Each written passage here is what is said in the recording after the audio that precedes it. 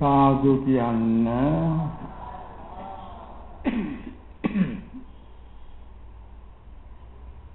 සමන්ත චක්කවාලේසු අත්‍රා ගච්ඡන්තු දේවතා සද්ධම්මං මුනි රාජස්ස සුනන්තු සග්ග මොක්ඛදං ධම්මං සබන කාලෝ අයං භදංතා ධම්මං සබන කාලෝ අයං භදංතා ධම්මං සබන කාලෝ අයං භදංතා නමෝ තස්ස භගවතෝ අරහතෝ සම්මා සම්බුද්දස්ස නමෝ තස්ස භගවතෝ අරහතෝ සම්මා සම්බුද්දස්ස නමෝ තස්ස භගවතෝ අරහතෝ සම්මා සම්බුද්දස්ස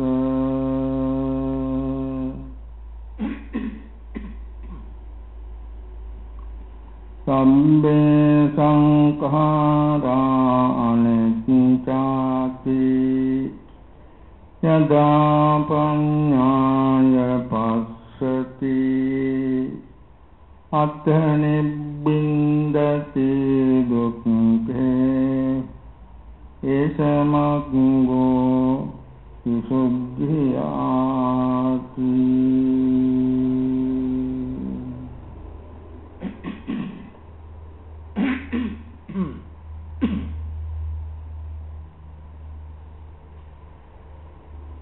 පින්වත්නි, හැම භාවනා පාඨමාලාවකදීම අවසානයේ ධර්ම දේශනයක් පවත්වනවා. ඒකෙන් මේ භාවනා යෝගීන්ට තවදුරටත් භාවනා මාර්ගයේ පිළිබඳව තේරුම් ගැනීමට කරුණු සැලැස්වීම තමයි සිද්ධ කරන්නේ.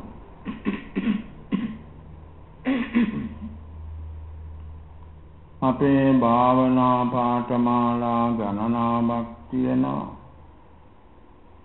ඒ හැම එකදීම ඒ භාවනා පාඨමාලාවේ හැටියට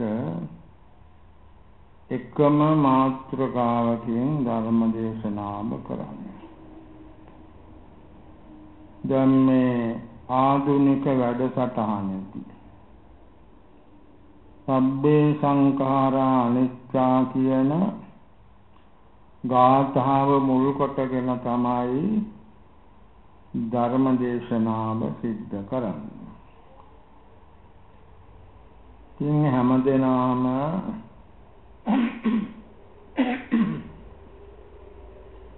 බණ අහන්නට ඉතාම සුදුසු මට්ටමේ ඉන්නේ. හොඳින් ශ්‍රවණය කරන්නට පුළුවන්. කියා දෙන කරුණු තවදුරටත් ශ්‍රවණය කරලා තමන්ගේ භාවනා මාර්ගය තමත් පවිත්‍ර කරගෙන භාවනාම අභිවෘද්ධියට පත් කරගෙන ධර්මාභෝධය ලබා ගැනීමට හැමදෙනාම වෑයම් කරන්නට ඕන.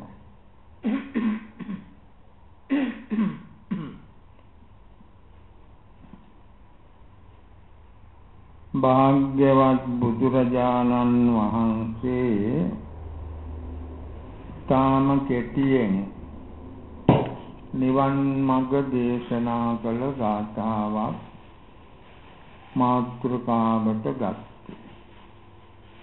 මේ ගාථාම බෞද්ධයන් හැමදෙනාටම වගේ කටපාඩම්. ඒ නිසා අර්ථය තෝරා ගැනීම ලේසි පාසු වෙනවා. පද හතරක ගාථාවක් වුණාට මේ ගාථාවට මුළු ත්‍රිපිටකයම සම්බන්ධ කරගන්න පුළුවන්. ඒ විදිහටයි දේශනා කළා කියන්නේ.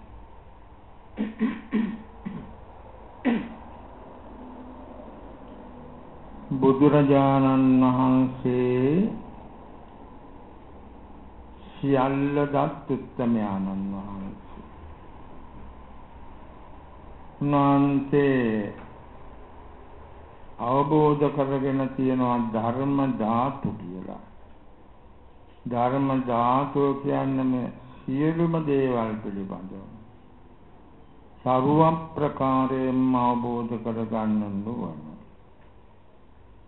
ඒ නිසා කැමැති හැටියකින් දේශනා කරන්න පුළුවන්.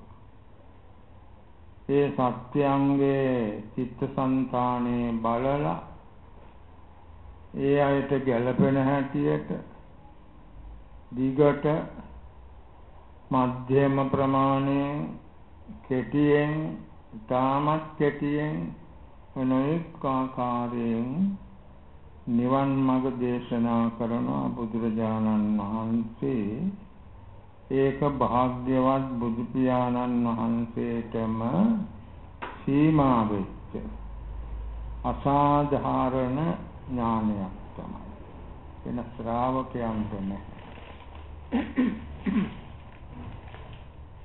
මේ ගාථාවෙන් ඉතා කෙටියෙන් නිවන් මඟ දේශනා කළා. ටිකක් බලමු සම්පූර්ණ මේ ගාථාවේ බණ ටික කියා දෙන්න දිගටම බලාපොරොත්තු වෙන්නේ නැහැ. සබ්බේ සංඛාරා අනිච්චාති. සියලු සංස්කාරයන් අනිත්‍යයි කිය. යදා පඤ්ඤාය පස්සති. යම් අවස්ථාවක නුවණින් දකින මත අත්ථ නිබ්බින්දති දුක්ඛය. අනතුරුව දුක පිළිබඳව කලකිරීමටපත් වෙනවා. ඒස මග්ගෝ විසුද්ධිය. මේක විසුද්ධියට නිවනට මාර්ගයයි. මොකද්ද? සියලු සංස්කාරයන් අනිත්‍යයි කියලා නුවණින් දැකලා කලකිරීම. ඒක තමයි නිවනට මාර්ගය.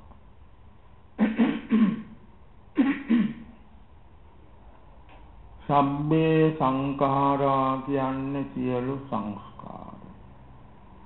වරින් වර කියලා දුන්නා. සංස්කාර කියන්නේ හේතුන්ගෙන් හටගත් ධර්ම කියලා.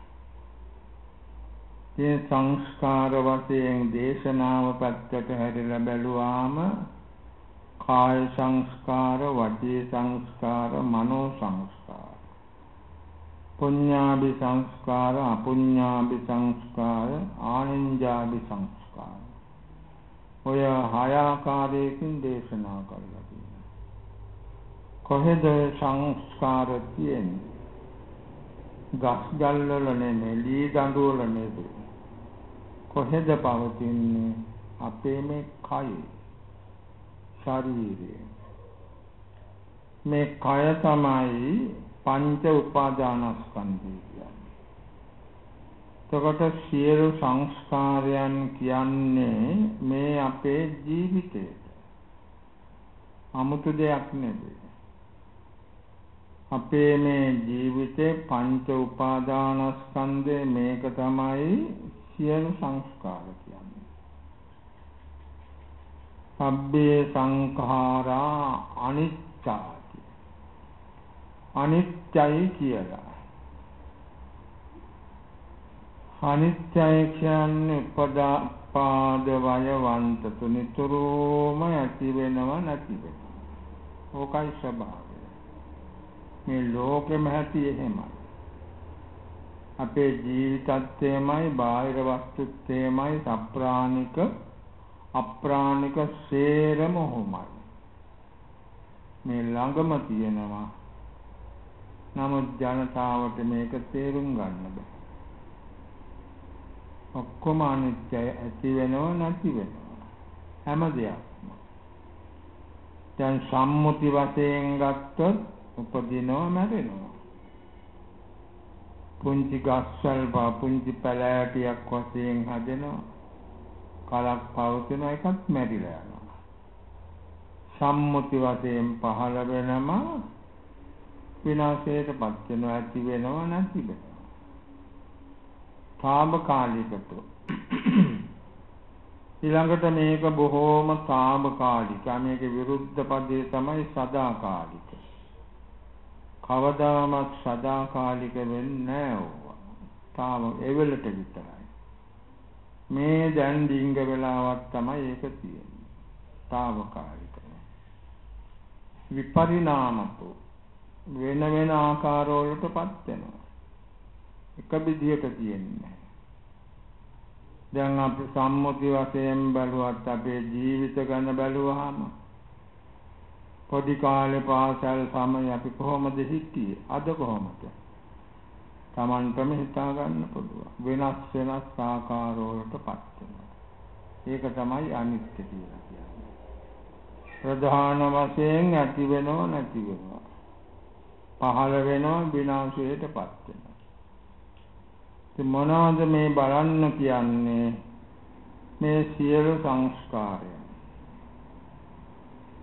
ඒක බලන හැටිත් මේ භාවනා කරන දවස්වල කියලා දුන්නා. නැමත ඒවට බහින්න බෑ. මේ සියලු සංස්කාරයන් අනිත්‍යයි, ඇති වෙනවා නැති වෙනවා, පහළ වෙනවා විනාශ වෙනවා කියලා මේක දැනගන්න. කොහොමද? යදා පඤ්ඤාය පස්සති. යම් අවස්ථාවක නුවණින් දකිනවාද? ඒක දකින අවස්ථා දෙකක් තියෙනවා. එකක් තමයි විදර්ශනා නුවණින් දැකීම. අනික තමයි මාර්ග නුවණින් දැකීම. දැන් මේ ගාථාවෙන් పూర్ව භාග ප්‍රතිපදාවක් දේශනා කරලා තියෙන නිසා විදර්ශනා නුවණින් දැකීම තමයි ගන්න. ඒකයි අදහස් කරන්නේ. විදර්ශනා නුවණ. මේ අපි භාවනා කරන හැටියට භාවනා කරලා තේරුම් ගන්න එක තමයි මේ විදර්ශනා නුවණ කියන්නේ. ඇති වෙනව නැති වෙනව. සියලු සංස්කාරයන් ඇති වෙනව නැති වෙනව. පහළ වෙනවා විනාශයටපත් වෙනවා. මෙන්න මේක දකින්නේ මේ භාවනා කරලා. තමන්ගේ ජීවිතය ගැන ශරීරයට අවධානය යොමු කරලා අනිත්‍ය ආදී වශයෙන් භාවනා කරනවා. එතකොට තමයි ඒක දකින්නේ. යම් අවස්ථාවක විදර්ශනා නුවණින් දකිනවා. අත්ථ නිබ්බින්දති දුක්ඛේ. අනතුරු දුක පිළිබඳව කලකිරීමටපත් වෙනවා.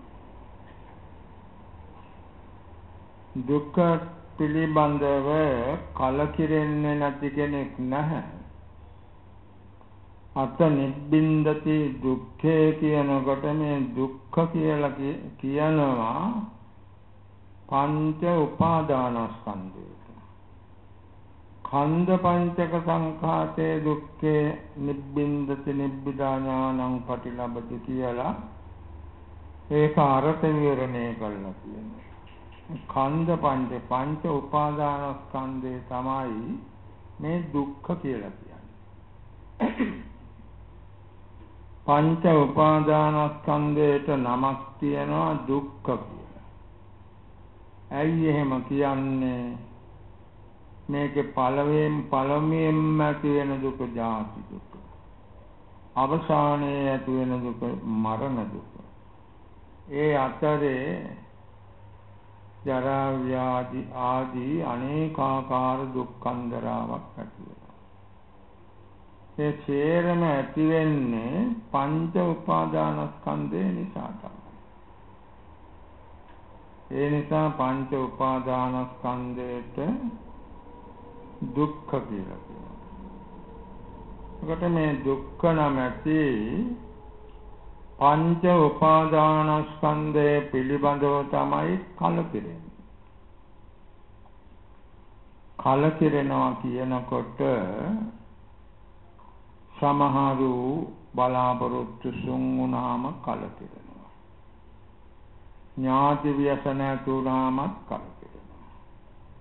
ධන සම්පත් විනාශ වෙලා ගියාම, විභාගයෙන් අසමත් වුණාම, රැකී රක්ෂාවෙන් නිරපා හැරියාම,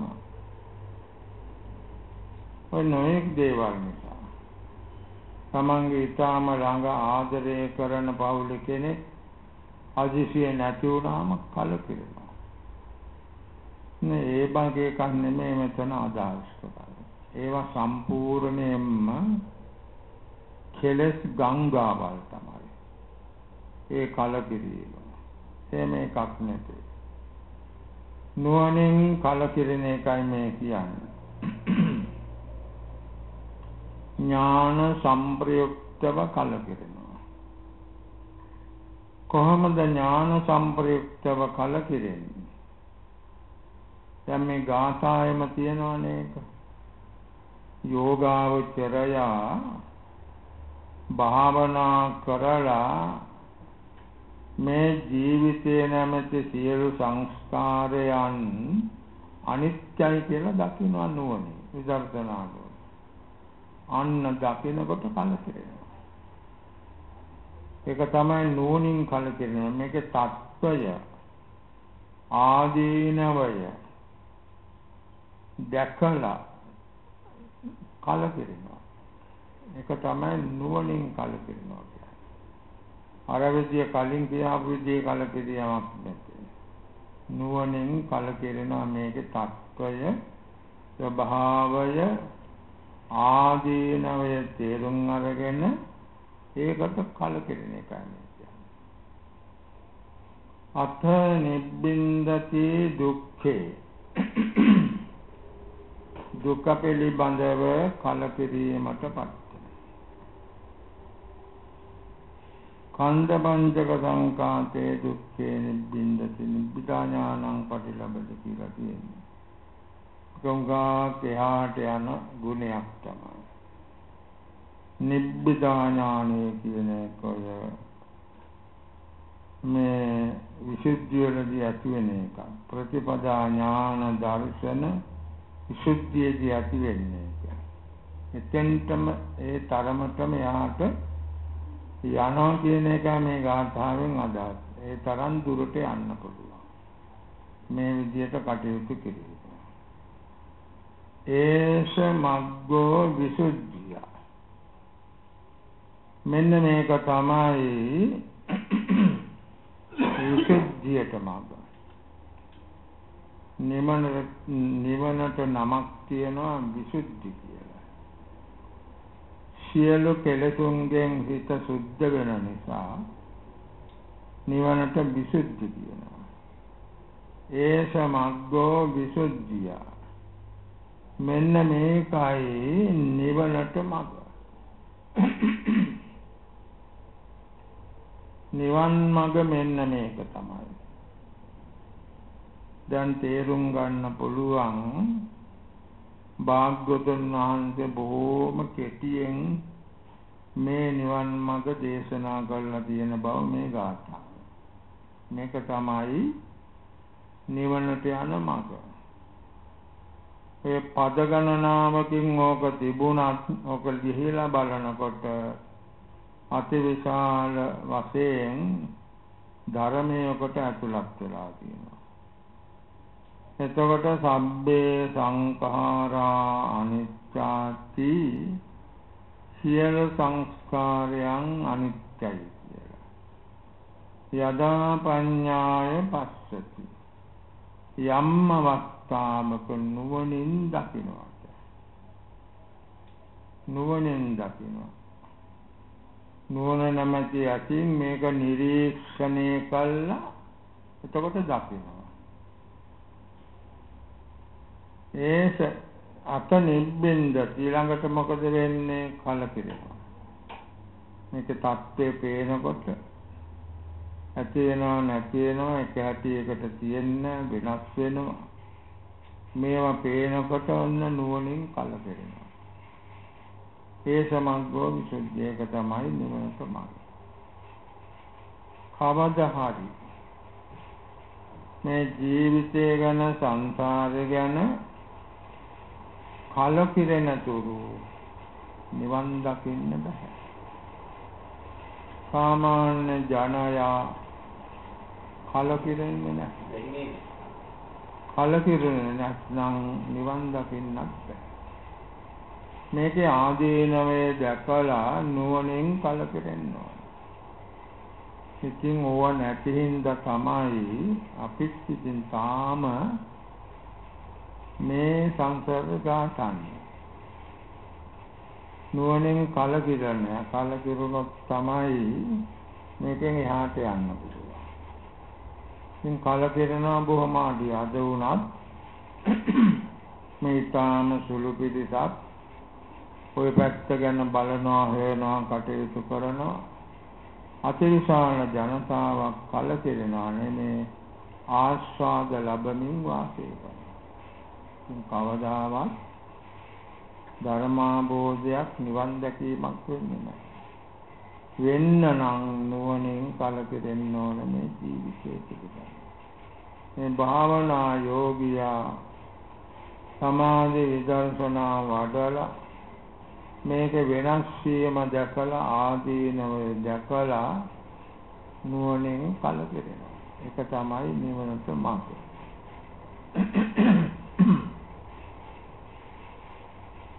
මේ ගාථාවේ හරියට නිවන් මඟ බණ තියෙනවා. ඒවා තේරුම් කර දෙන්න කාලය ගන්නෙ නැහැ. ඔය වචනවල අර්ථ වාගේ අන්තං සාමාන්‍ය විදියට තමයි තේරුම් කරලා දුන්නේ. දිගට තේරුම් කරන්න යන්නේ නැහැ.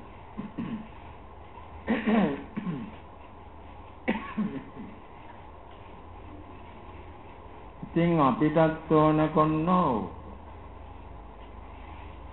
මොකද්ද?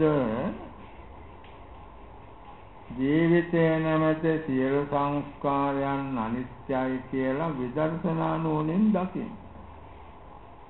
අනේ එතකොටයි කලකිරෙන්නේ. එතකන් කලකිරෙන්නේ නැහැ. විදර්ශනා නුවණින් දකින්නට ඕන මේක වෙනස් වෙනවා යන හැටි. එක හැටියකට තියෙන්නේ නැති බව. මේ භාවනා සමයේදී වගන වරින් වර කියලා දුන්නහංග ඒව නැවත කියා දෙන්න යන්න බෑ. ඉතින් මේ විදිහට බලනකොට මේක බොහොම ආදීනව සහිතයි. ඉතින් නුවණින් කලකිරීම. අනේ එතෙන්ට අපි යන්නට ඕන. ඉතින් මේ පින්වතුන් දැන් දවස් 10කට ඉස්සෙල්ලා මේ ස්ථානයේ පැමුණුණා මේ භාවනා වැඩසටහනකට සහභාගී වෙන්න.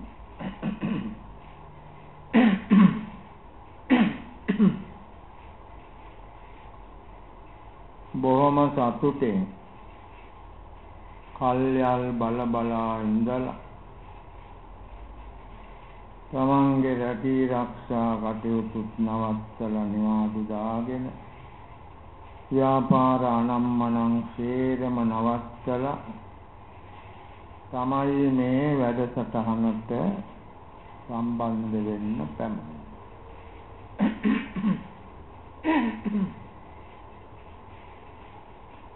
පැමිණිලා ඉතින් උපදෙස් ලබාගෙන පළවෙනි දවස් භාවනාව පටන් ගත්තා. ඔය ඉඳ හිට ඩිංග පොයදාට දවසේ එහෙම භාවනා කරලා තිබුණා මිසක් මේ ආධුනික පිරිසක් තමයි මේ භාවනාවට මේවරක් සම්බන්ධ වෙන්නේ.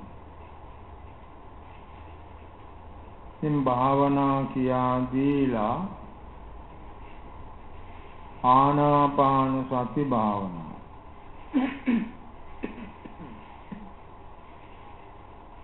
ඒවා කරන්නට කරුණු කියලා දුන්නා.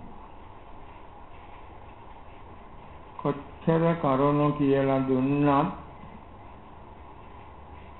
ඒ කියා දීපු හැටියට භාවනාව නම් කාටවත් කරන්න බෑ. කියා දෙනවා තමයි කරන්න බෑ. මොකද හිත නොයෙක් කසේ දුවා ඇවිදින එක පැත්ත.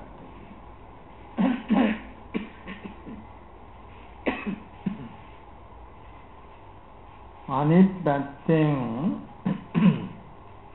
ඇඟේ පස්සේ අමාරුක. ඔක තමයි ලොකුම ගැටලුව.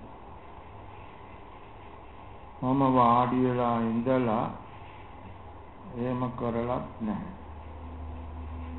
ඒ නිසා හිත කය දෙකම භාවනාවට පුරුදු.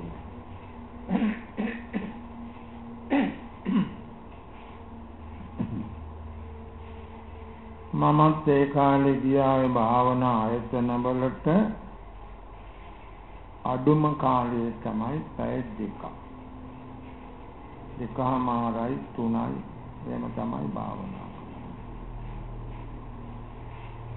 ඉතින් මම ඒ ප්‍රධානීන්ට කිව්වා මේක ආධුනිකයන්ට අපහසුයි වෙනස් කරන්න කියලා. නමුත් අද වෙනතුරු ඒවා වෙනස් වෙලා නැහැ.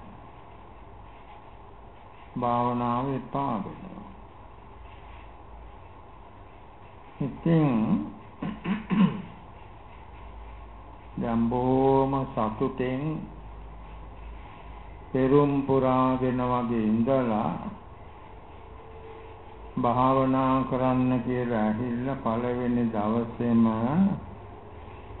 භාවනාවකින් පටන් ගත්තා. අර තිබිච්ච ආසාවල් කැමැත්ත අරවා මේවා ඔක්කොම නැතු යනවා. ආපහු සතුට දැන් නැහැ. භාවනා කරන්න ආනාපාන සති අරමුණේ හිත යොමු කළාම මේක හරියට පුරුදු නැති ගොනේ කරක් එක බැඳගත්තා වගේ.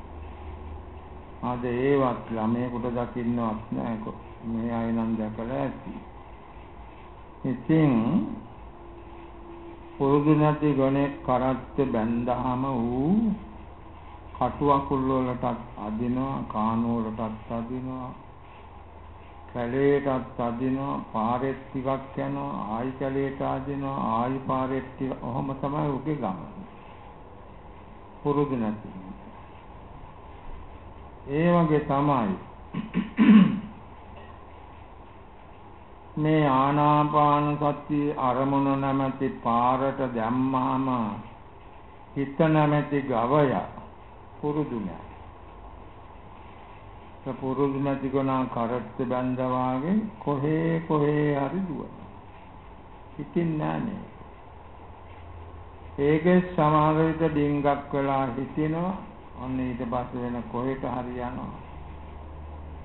තත්පර පහක් මේක නවත්ත ගන්න බෑ. භාවනාවට බොහොම සතුටෙන් ආවත් දැන් නම් මේක මහා කරදරයක් වාගේ භාවනා කරන එක. කරදරයක් වාගේ කියලා හිතෙනවා. ඒත් එක පැත්තකින් ධනෙත් දෙක පිට කොන්ද රිදෙනවා. ඇඟේ පස්සේ අමාරුකම් එනවා. අනිත් පැත්තෙන් හිත හරියට තැම්පත් කරගන්න බෑ. කරන්න හදනවා ඒක කරන්නත් බෑ. ඉතින් එපා වෙනවා. කලකිරෙනවා. එපාවට එපා වෙනවා, කලකිරෙනවා. මොනවද මේ? ඔය නීවරණ කියන්නේ ඕවා තමයි. නීවරණයන්ගේ බලපෑම තමයි. නීවරණය කැමති දිව්‍ය මනුෂ්‍ය සම්පත්, ලෞකික සැප සම්පත් ලබන විඳින ඒවට යනවට අකමැත්තක් නැහැ. මායයක් කැමති. මේ සසර ගමන නවත්තන්න කියලා හැරිලා ඒකට යනවට ඒවට අකමැති. අදත් මාර බාධක නෑ කියන්න බෑ. කෙලෙස් මාර බාධක ප්‍රධාන වශයෙන් අපිට පේන්නම තියෙනවා. ක්ලේශ මාරය බාධා කරනවා. ඉතින් හරි අමාරුයි. දැන් වෙලා තියෙන්නේ මොකද? යන්නත් බෑ. එක පැත්තකින් ලැජ්ජයි. කමට ගිහිල්ලත් ඉතින් මොනවා කියන්නද? ඒක කරන්නත් බෑ. කොහොම හරි අමාරුවෙන් හරි ඉන්නවා. ඉතින් ටික ටික භාවනා කරනවා. නමුත් තාම භාවනාවට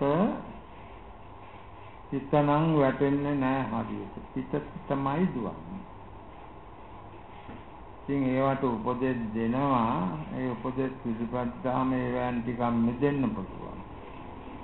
කොහොම තමයි කවුරු භාවනාවට බැස්සා. හැම කෙනෙකුටම තමයි. ඔය එක ඕක මේ පහු කරන්න ඕන කවුරු? ඔය தത്വයට ගිහිල්ලා ඔක තේරුම් අරගෙන අත්දැකීම් ලැබලා ඔය හරිය කවුරුත් පහු කරන්න නැතුව බෑ.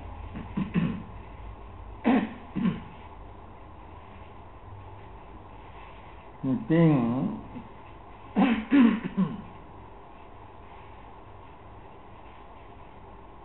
දෙනගෙන් කිරි බීලා හැදිච්ච දඩම්බර වස්සෙක් මේ වස්ස දමනය කරන්න උවමනා කරන කෙනෙක් උගේ කරට ශක්තිමත් ලණුවක් දාලා දෙනගෙන් වෙන් කළා කණුවක බඳිනවා. කලින්ම දෙනගෙන් වෙන් කරනවා. දෙනත් එක්ක හිටියොත් මෝව දමනය කරන්න හිස්මවන්න බැ. දෙනගෙන් වෙන් කරනවා. වෙන් කළා ශක්තිමත් ලණුවකින් බැඳලා කන්න බොන්න දෙනවා. පෑන් ටිකක් දෙනවා, කන්න ටිකකුත් දෙනවා. හැබැයි මැරෙනට වාගේ සීමා කළා ටිකක් තමයි දෙන්නේ. බඩ පිරෙන්න කන්න දෙන්නෙත් නෑ, වතුර දෙන්නේ. ඉතින් ඔහොම මේ දඩම්බර වස්සව හික්මවන්නේ. ඒ වගේ මේ භාවනා යෝගියන් අර දඩම්බර වස්සෙක් වෙන හිත මර්ධනය කරන්න, පාලනය කරගන්න, හික්මා ගන්න මේ ලෑස්ති. අර දෙනගෙන් දඩම්බර වස්ස දෙනගෙන් වෙන් කළා වගේ ඔන්න බාහිර දේවල් වලින් නෑදායුන්ගෙන් හිතවන්තයන්ගෙන් ගෙවල් දොරවල් වලින් ඒවැනුත් වෙනවා. ඊළඟට ශරීරයක ආස්වාද වශයෙන් දීපුවා ඒවා සේරමත් වෙන කරනවා. ඒවැනුත් ඈත් වෙනවා. ඊළඟට අර වස්සට වගේ හරියට කන්න දෙන්නේ නැහැ. උදේ වරු ටිකයි විතරයි කෑම ටිකක් දෙන්නේ. මොනවටද මේ හිත නැමැති දඩම්බර වස්ස දමනය කරන්නේ? කොහොම කරනවා? ඉතින් අර දඩම්බර වස්සට ශක්තිමත් ලණුවක් දාලා බැඳලා යන්න බෑ කඩාගෙන. ඒ ලනුව දිග තියෙන තරම්ම වටේ කරකැවෙනවා. කරකැවිලා දැන් ඉතින් කරන්න දෙයක් නැහැ.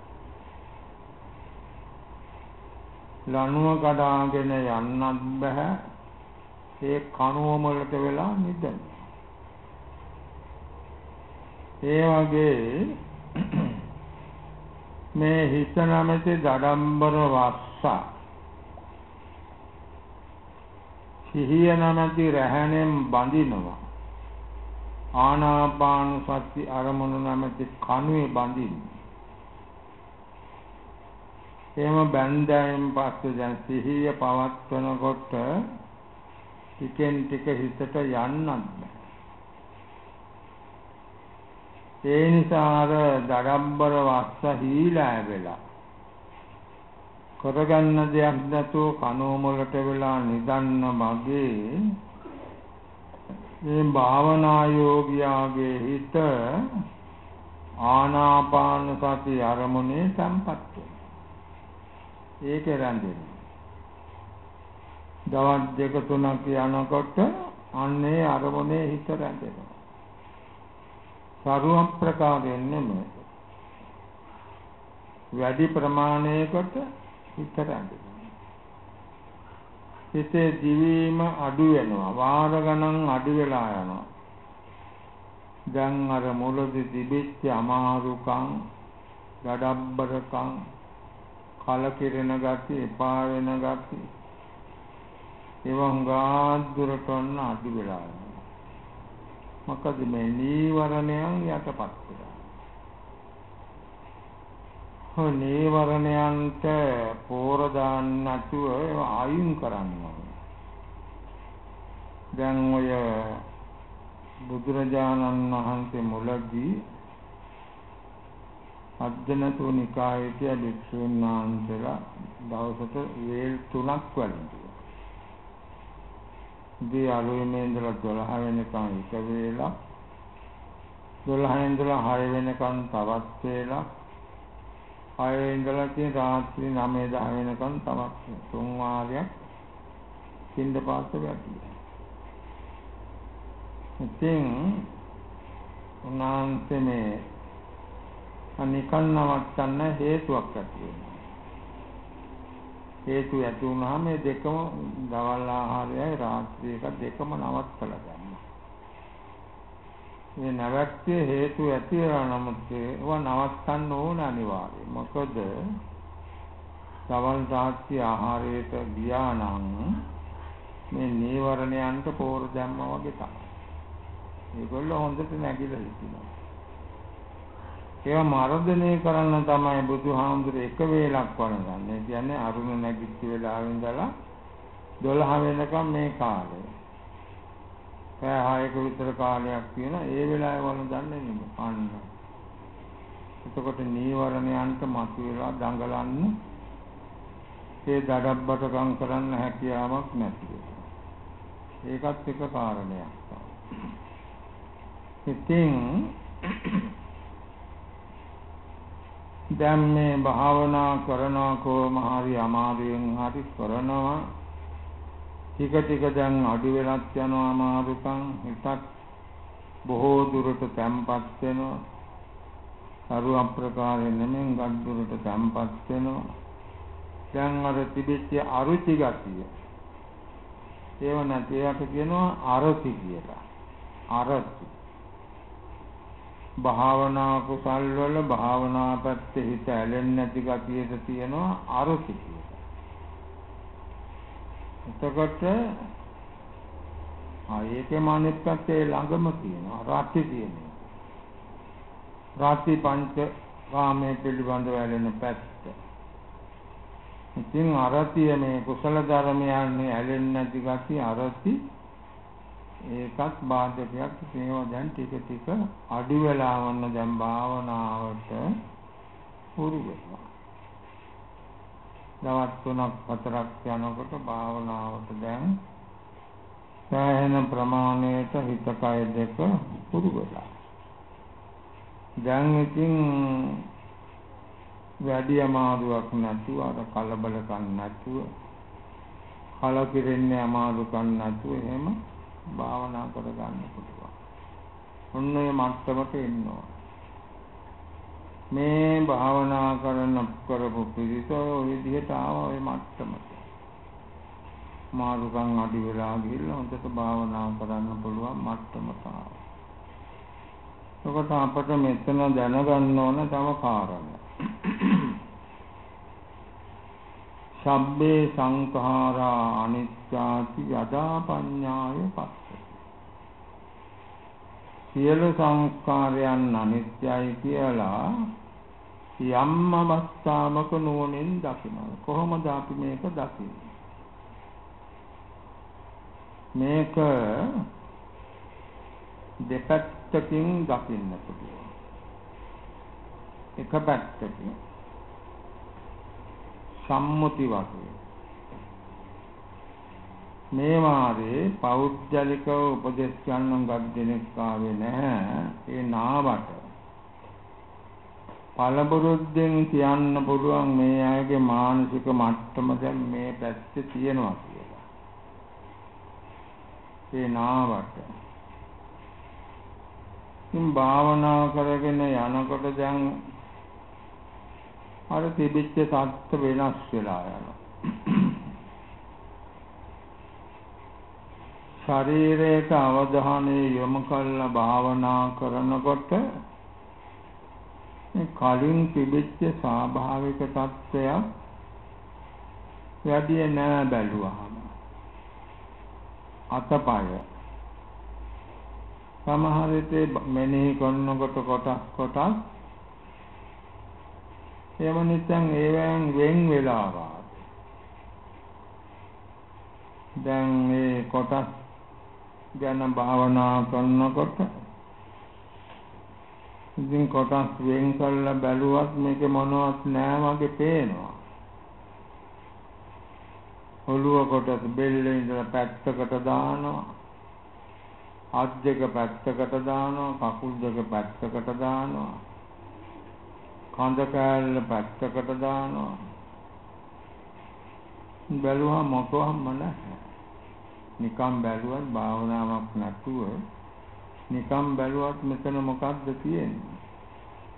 මේ සේරම එකට එකතු කළාම තමයි මේ අපේ ජීවිතයක් වගේ පේන්නේ. වෙන කලහම් මොකවත් නෑ. සමහර විට ඔය හන්දිපත් කරවා මේවා වෙන් වෙලා. අතම් කෙනෙකුට එහෙම දකින්න ලැබෙන්න පුළුවන්. අතපය ආදී හන්දි ඒවා තියෙන හැටියට නෙමෙයි තියෙන්නේ. ඊළඟට සමහරේට ශරීරය දැන් කුණු වැල ගෙඩියක් වාගේ කුණු වෙලා වාගේ ඕජා වැగిරෙනවා. ඕජා වැగిරෙනවා. සමහර කෙනෙකුට දැන් හිතදියා හිත යොමු කළාම ඔය හිතක් දකින්න පේන්නේ නැහැ. ඔලු කට්ට තමයි පේන්නේ තියෙන්නේ. එහෙම දකින්න නැහැ. ශරීරයේ සමහර විට කුඩා වෙලා මහත් වෙලා ඊළඟට තමන්ගේම ශරීරය දැන් ඔන්න මලකුණක් වෙලා මැරිලා. නැත්නම් කෙනෙකුට ඔයගේ දර්ශන එනවා භාවනා කරගෙන යනකොට. මේ සම්මුති වශයෙන් මේ අනිත්‍ය ප්‍රකට වෙන හැටි. ඊළඟට ශරීරයට අවධානය යොමු කළාම ඔය මාස් ඇඳුම් අරවම මුකුත් නැහැ. ඇඳුම් නැත්තේ නැහැ, මාස් ඇත්තේ නැහැ. අත සැකිල්ල කටු ටික විතරයි සමහර විට දකින්න ලැබෙන්නේ. අත කටු ටික විතරයි. මොනවත්ම නැහැ. අත සැකිල්ල. ඒක සමහර විට ටිකක් වෙලා ගියාම ඒකත් කැඩිලා බිඳලා කුඩු පට්ටම් වෙනවා. ඒක තව තවත් පොඩා කොටස් වලට වෙලා ගියන් පොළොවට පස් වෙලා යනවා. මේ විදිය සම්මුති වශයෙන් ඇතම් කෙනෙකුට ඔයගේ ප්‍රකට වෙන්න පුළුවන් පරිදි. මේක ආකාරයෙන් සමහර විට විරූපී වෙලා විරූපී මූණක් වාගේ Tamanටම බය හිතෙන තරම් විරූපී වෙලා ඕවා තමයි මේ සම්මුති වශයෙන් අනිත්‍ය ප්‍රකට වීම. ඊළඟට පරමාර්ථ වශයෙන් කොහොමද ප්‍රකට වෙන්නේ? එකක් තමයි අසම්මය දුක් ගැන බෙලි කියනවා දවස් 4-5ක් භාවනා කරගෙන යනකොටත් මේ හිත දුවනවා කියලා. මේක වෙන්න බැරි දෙයක් නෙවෙයි. දවස් 2-3ක් කරනකොට නම් වෙන්න පුළුවන්. දවස් 4-5ක් භාවනා කරනකොට ඒක වෙන්න බෑ. එහෙමනම් මෙතන වෙන මොකක් හරි හොරයක් කියනවා. ඒ හිත දිව්වට මේ ඈත පරණේවට දුවනවා නේද? මේ ළඟ ඒවට බොහොම පනින්න වාගේ Tamanට දැනෙනවා. මොකද මේ හිතේ අනිත්‍යතාවයේ පරමාර්ථ වශයෙන් ප්‍රකට වෙනවා. හිත වහාම අරමුණු වලට යනවා. ඒක ප්‍රකට වෙනවා. ඉතින් Tamanට හිතෙන්නේ හිත දුවනවා කියලා. හිත දිවීමක් නෙමෙයි. හිත මේ අරමුණට යමින් මේක ඇති වෙනව නැති වෙනවා හිත. ඒ ඇති වෙන නැති වෙන ගතිය තමයි මේ ප්‍රකට වෙන්නේ. පරමාර්ථ වශයෙන් ඒවා ප්‍රකට වෙනවා. හිත විතරක් නෙවෙයි. සමහර විට භාවනා කරන අරමුණු ටික මොනම අරමුණක්වත් නැහැනේ භාවනා කරන්න බැලුවහම බලනම ඔය නෑ අරමුණක්. කන්න හදනවා එන්නේ නැහැ. මොකද මේකත් මේ පරමාර්ථ වශයෙන් අනිත්‍ය ප්‍රකට වීමක් තමයි. පරමාර්ථ ධර්මය. අනිත්‍ය ප්‍රකට වීමක්. අරමුණු ඔහෙ නෑ. ගන්න හැදුවට හරියන්නේ නෑ. ඒ අනිත්‍ය කියන්නේ ඒකේ මේ ඔහෙ නෑ. ඉතින් ඒවා බලනකොටම තේනවන දියුණු වෙනකොට මෙයන් බලනකොටම නැති වෙලා ගිහින්. ආයි ගන්න කියලා එහෙම සත්‍යයක් නෑ. ඉතින් ඔය විදිහට පරමාර්ථ වශයෙන් තමන්ගේ ජීවිතයේ පිළිබඳව අනිත්‍ය ප්‍රකට වෙනවා. අර කලින් කියපු හැටියට සම්මුති වශයෙන් මේ ශරීරයේ වෙනස් වීම මරුවා මේ ඔක්කොම ප්‍රකට වෙනවා. ඔක තමයි සම්මුති වශයෙන් ඒක ප්‍රකට වෙනවා. පරමාර්ථ වශයෙන් ප්‍රකට වෙනවා. ඉතින් දවස් 4-5ක් භාවනා කරනකොට ඔය විදිය දේවල් ඇති වෙන්න පුළුවන්. අනිත්‍ය වශයෙන් ඒ මේ අත බෙරලා අපි භාවනා කළා. ඊළඟට භංග බිඳීම් වශයෙන් භාවනා කළා. මේ අනිත්‍ය භංග දෙකම මේක ළඟම දෙකක් තමයි. අනිත්‍යයි කියන්නේ මේ ධර්ම ඇති වෙනම මොහොතක් පමතිනව නැති වෙනවා. ඒ ස්වභාවය ඒක තමයි. දැන් අපට දැනෙන වේදනා ඇති වෙනම මොහොතක් පමතිනව නැති වෙනවා. අර වැඩි වෙලා තියෙන වේදනා දැනෙන්නේ ඒවා ඒ වැඩි වෙලා තිබුණාට තනි වේදනාවක් නෙමෙයි. ඒවා වේදනා ධාරාවක්.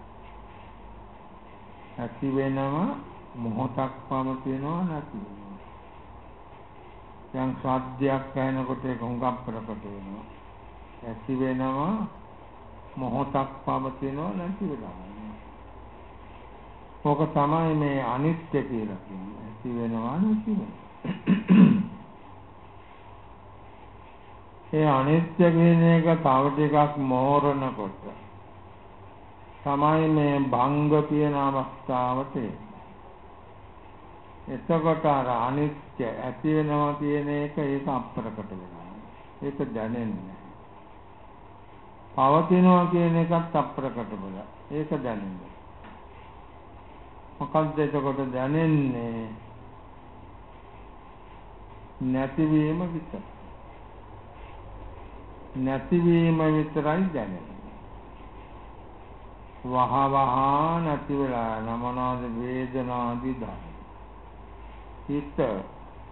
හිතින් අරමුණු කරන ධර්ම තේරම වහවහ නැති වෙලා.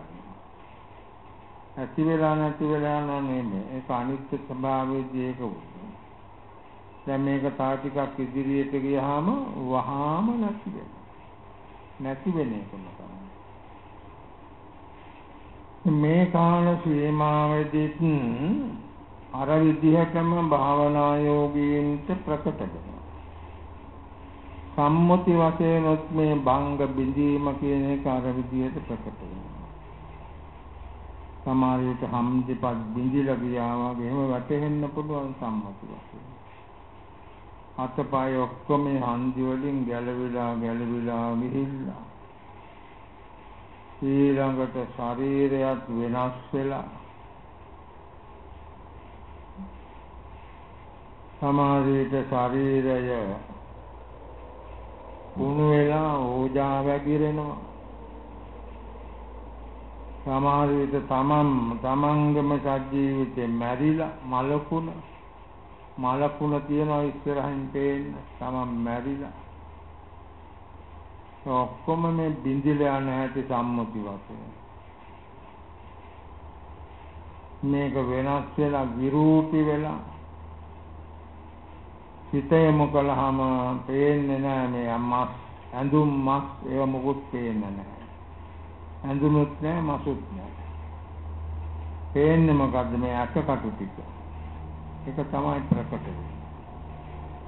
ඔලිය අත්පාවල තේරම අටකටු ටික. ඒව ප්‍රකට වෙනවා. සමහරවිට මුළු ඇට සැකිල්ලම ප්‍රකට වෙන්නත් පුළුවන් අතම් කෙනෙක්. මේ සම්මුති වශයෙන් දැනුම ඇති වෙන අවස්ථාව. තව සමහරවිට තමන්ගේ ශරීරයේ විරූපී වෙලා, ඉතා කුඩා වෙලා, ඉතා ලොකු වෙලා මේ ඉස්සරහා පැත්තේ මේ හැරිලා ඉන්න පිටිපස්සට බැලුවාම හැරිච්ච පැත්තේ නෙමෙයි ඉන්නේ වෙන පැත්තේ. වෙනස් වෙලා. පිටිපස්සට හැරිලා අතපයත් එහෙමයි. ඔක්කොම වෙනස් වෙලා අර විදියට බින්දිලා ගිහිල්ලා. මේක තමයි භංග කියලා කියන වහාම සම්මුති වශයෙන්. ඊළඟට පරමාර්ථ වශයෙන් බලනකොට දකිනකොට මේ අරමුණු මෙනෙහි කරන්න කියා දුන්නට අරමුණු ගන්න බෑ. අරමුණු නෑ කියන සංඥාවට තමයි වැටෙන්නේ. ඇයි ගන්න බැරි? ඒ ගන්නකොට තත්පරයකට අඩු කාලයකින් ඒක නැති වෙලා ගිහිල්ලා ඉවරයි. වේදනාවක් ගැන ගන්නකොට, දර්ශනයක් ගැන ගන්නකොට, හිත ගැන ගන්නකොට මේ ගන්න හදනකොටම ලෑස්ති වෙනකොටම ඒක ගිහිල්ලක් ඉවරයි. බින්දලා ගිහිල්ලක් ඉවරයි. තව එකක් ගන්න බලන ඒකත් එහෙමයි. එතකොට භාවනා කරන්න අරමුණක් නැහැ.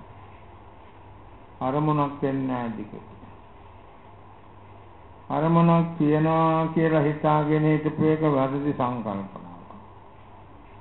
එහෙම පවතින අරමුණක් නැහැ අපි කාටවත්. අරමුණු තියනවා එහෙම පවතින ඒවා නැහැ. වෙනස් වෙන අරමුණු තමයි තියෙන්නේ. ඉතින් ඔය විදිහට ඔක්කොම මේ වෙනස් වෙලා බිඳිලා නැති වෙලා විනාශයටපත් වෙලා යනවා. ඇට සැකිල්ල වගේ ප්‍රකට වෙලා ඒකත් කැඩිලා බිඳිලා සුණු විසුණු වෙලා විනාශයටපත් වෙලා පොළොවට පස් වෙලාමත් යනවා. ඔය විදිහේ සම්මුති වශයෙන් ප්‍රකට වෙනවා පරමාර්ථ වශයෙන් මේ භාවනා අරමුණු වලට අනුව ප්‍රකට වෙනවා. අරමුණු ගන්න හදනව නෑ. ගන්න හදනකොටම නැහැ ඒක නැති වෙලා ගිහිල්ලා. තව එකක් ගන්නවා ඒකත් නැති වෙලා. තව එකක් ගන්නවා ඒකත් තොහේ නෑ. ගන්න එක නැති වෙලා බොහොම ඉක්මනින් නැති වෙලා යනවා. පරමාර්ථ වශයෙන් ඒ අරමුණු වල වහා නැති වෙන ගතිය. ඉතින් ඔය විදිහට තමයි මේ අනිත්‍ය වශයෙන් ඉන්දියම් වශයෙන් භාවනා යදා පඤ්ඤාය පස්ස අනිත්‍යයි කියලා යම් අවස්ථාවක නුවණින් දකින්න. ඔන්නාර විදර්ශනා නුවණින් දකින අවස්ථාව. සමන්තම වැටහෙනවා මේක එක හැටියකට තියෙන්නේ නැහැ. සදාකාලික නැහැ. වහවහ වෙනස් වෙනවා, ඇති වෙනවා, නැති වෙනවා. ඔය විදිය වෙනවා. සමන්තම වැටෙන්නේ නැහැ. ඉතින් එහෙම ඇති වෙලා නැති වෙලා වෙනස් වෙලා යන දෙයකට කවුද ඉතින් ඒවට බැඳෙන්නේ ආශාව කරන්නේ? ඒ නිසා ඒවා දකිනකොට නුවණින් කලකින අත නිබ්බින්දති දුක් අනතුරුව නුවණින් කලකිරෙනවා. ඒ සමග්ගෝ විසුද්ධිය මේක තමයි විසුද්ධියට මාර්ගය. ඊළඟට අපි 9 වෙනි දවසේ උපේක්ෂා වශයෙන් භාවනා කරමු. හිත සමතාවයට පත් කරගන්න. එතකොට සමහරුන්ට මේක අර පුරුදු වෙලා තියෙනවානේ අරමුණු අරගෙන මෙනෙහි කරලා තියෙන පුරුද්ද. යා නිතරම අරමුණුම බලාපොරොත්තු වෙනවා. දැන් උපේක්ෂාව අධිෂ්ඨාන කරලා භාවනා කරනකොට අරමුණු තේරම අප්‍රකට වෙලා යනවා. නැති වුණාමාගේ අප්‍රකට වෙලා. ඉතින් අර අරමුණු අල්ලාගෙන පුරුදු එක්කනාට අරමුණු නැති වුණාම ඒකත් ලොකු ගැටලුවක් පාඩු. ඒකට හිත හුරු වෙන්න ඕන. අරමුණු ප්‍රකට අරමුණු නැතුව භාවනාවේ ඉන්න හුරු වෙන්න ඕන. උපේක්ෂාව හිතේ සමබරතාවය කියන්නේ ඒක තමයි. ඒ විදිහට ඒකත් හුරු වෙන්න ඕන ටික ටික. වාඩි වෙලා ඉන්න වැඩි ප්‍රකට අරමුණු නැහැ. නමුත් භාවනාව කරනවා සියුම්මසේ ඒවා ඉතින් පුරුදු වෙන්න ඕන. එහෙම තමයි මේ භාවනා මාර්ග ආවිසින් අන්තිමට මේ විදර්ශනා ඥානය අධිෂ්ඨාන කරලා භාවනා කළා. දිගටම අපිට ඒක උපදවා ගැනීමේ අපේක්ෂාව තියෙනවා. ඒක තමයි යෝන කරන්නේ. ඉතින් භාවනා කරලා ඒක කොහොම හරි තවදුරටත් වර්ධනයකට ගන්නට ඕන. සබ්බේ සංඛාරා අනිච්චාති ඔය තියාපු හැටියට. සියලු සංස්කාරයන් නැමැති ජීවිතය අනිත්‍යයි කියලා. යදා පඤ්ඤාය පස්සති යම් අවස්ථාවක විදර්ශනා නුවණින් දකිනවද අත්ථ නිබ්බින්දති දුක් අනතුරුව මේ ජීවිතයේ පංච උපාදානස්කන්ධය පිළිබඳව නුවණින් කලකිරෙනවා. මේකේ ආදීනමේ දැකලා වෙනස් වීම දැකලා කැඩිලා බිඳලා යන එක දැකලා හිතන් නුවණින් කලකිරෙනවා. ඒ සමග්ගෝ විසුද්ධිය මේක තමයි නිවනට මඟ. නිවන් මඟ ඕක තමයි. ඔතන බණ ගොඩාක් තියෙන විස්තර තේරුම් කර දෙන්න ඒවට ගියේ නැහැ. කෙටියෙන් ඔහොම තමයි බුදුහාමුදුරුවෝ නිවන් මඟ දේශනා. දැන් මේ බුද්ධ දේශනාවට අනුව අපි භාවනා කරපු එකත් සම්බන්ධ කරලා දුන්නා තේරුම් කරගන්න. ඒ විදිහට තමයි අපි මේ භාවනා කරලා ඒ කටයුතු කරන්නේ. එතකොට මේක තවදුරටත් ඉදිරියට ගෙන යන්නට ඕන. එතකොට තවදුරටත් මේ නුවණින් කලකිරීම ඇති වෙනවා. මේ කලකිරෙන්නේ නැති ඉඳන් සත්‍ය මේ භවයේ රැඳෙන්නේ. කලකිරෙන්නේ නැහැ. නුවණින් කලකිරෙන්න ඕන මේ භවයෙන් ඈත් වෙන අත්තර දාන්න. අත්තරින්න කිව්වට කොච්චර බණ කිව්වත් තවත් කාටද අත්තරින්න පුළුවන්. අත්තරින්න බෑ හැම නිසා. අත්තරින්න යමක ආදීනමේ දකින්න ඕනේ. දකින්නකොට නිකම්ම අත්තරිනවා. ඉතින් නුවණින් කලකිරෙන්නම ඕන මේ භවයෙන් නික්මෙන්න නම් නැත්නම් භවයෙන් නික්මෙන්න බෑ. කොහොම හරි ඒක ඇති කරගන්නට ඕන. දැන් ඉතින් සෑහෙන වෙලාවක් ගත වුණා. මේක වැඩිය කාලය ගන්නට බලාපොරොත්තු වෙන්නේ නැහැ. මේ භාවනා යෝගී පිරිසට තමන්ගේ භාවනා මාර්ගයේ පිළිබඳව තවදුරටත් වැටහීමක් ඇති වෙන්නට ඇති. මේක තමයි ආයුතු මග මේ විදිහට කරන්නට ඕනේ කියලා. ඒ අනුව කටයුතු කරන්නට ඕන. දැන් ඉතින් වෙලාව අවසන් වෙනම අද මේ 10 වෙනි දවසේ දින 10ක්ම භාවනා කටයුතු වල යෙදුණා. ඉතින් නොකියුවට අපට පේනවා මේ අයගේ භාවනාව ප්‍රගතිය ගමන් කළා. ආවට වැඩි හුඟක් දුරට භාවනා කරගන්න පුළුවන් මට්ටමට පැමුණුණා. ඔක අතහරින්න නැතුව මල බැඳෙන්න ඉඩ තියන්න නැතුව නැවත නැවත භාවනා කරලා වැඩි දියුණු කරගන්නට ඕන. දැන් ඉතින් මේ දින 10ක් මුළුල්ලෙහි අනන්ත අප්‍රමාණ වශයෙන් කුසල් උපදවාගත් භාවනා කරලා ඒවා කියලා ඉවරයක් කරන්න පුළුවන් කමක්. ඒ භාවනා කිරීම ආදී වශයෙන් දැන් ඉතින් පැයක පමණ වේලාවක් ධර්ම ශ්‍රවණය කළා. ධර්ම ශ්‍රවණය කිරීම වශයෙන් සිද්ධ කළ උදාන කුසල ධර්මයන් අපි අනුමෝදන් කරවන්නට ඕන.